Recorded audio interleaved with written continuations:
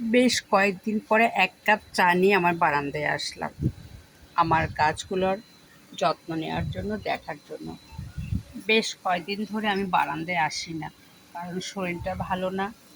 একটু বাইরেও দৌড়াদৌড়ি করা হয়েছে ডাক্তারের কাছে। এসে আর এই গাছগুলো আর ভালো লাগছিল না বারান্দাটা আসতে। তবে আজকে আমার শরীরটা একটু ভালো লাগছে, তাই ভাবলাম আমার বেলকনিতে যেয়ে আমার গাছগুলো দেখে কী অবস্থা। মাশাল্লাহ, আমার গাছগুলো সুন্দর আছে, তবে গাছগুলাতে কিছু ছত্রাক হয়েছে। সেটা আমি না খেয়াল করার কারণে এখন এই গাছগুলোকে পরিচর্যা করতে হবে। এটাতে আমি বাইরে কোনো কিছু দিই না, আমি হলুদের পানি দিব। এই দেখুন, ভালোই হয়েছে, তবে গাছগুলোতে সুন্দর ফুল আছে মাশাল্লাহ। এই দেখুন, হাজারি গোলাপ। এটা হলো আমার চায়না তারা।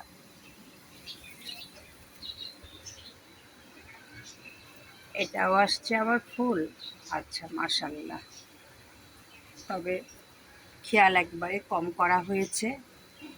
এটার কি অবস্থা দেখি তো, মাশাল্লাহ। এটাতে আমি চারা দিয়েছি পাতা দিয়ে, দেখা যাক কী হয়। এটাও সুন্দর আছে। এই গাছটাকে একটু কাটছাঁট করে ভালো করব চিন্তা করছি। এখানকার গাছগুলো কেমন আছে দেখি। মোটামুটি সবগুলাই ভালো আছে। এই গাছটাকে বাঁচানো খুব কষ্ট হয়ে যায়। অনেক জায়গায় হয়েছিল, কিন্তু সব জায়গায় মারা গেল, বুঝলাম না। আমার ক্যাকটাসগুলো মাশাল্লাহ। ক্যাকটাস নিয়ে টেনশন হয় না, কারণ ক্যাকটাসে পানি না দিলে যত্ন অত লাগে না, শুধু একটু 15 দিন পর পর খাবার দিলে হয়। এই দেখুন আমার ক্যাকটাস।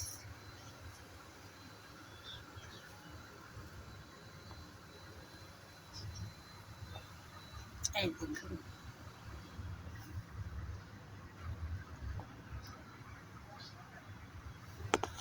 এটা আবার মারা যাচ্ছে কেন? রোদে দিতে হবে এটা। হ্যাঁ, আমি রোদে দেবো এটা সুযোগ বুঝে। এই গাছটা খুব সুন্দর ছিল, তো গাছটা আস্তে আস্তে শুধু নষ্টই হচ্ছে। অনেক সুন্দর ছিল, কিন্তু অতিরিক্ত বর্ষায় গাছটা নষ্ট হয়ে গেল আমার।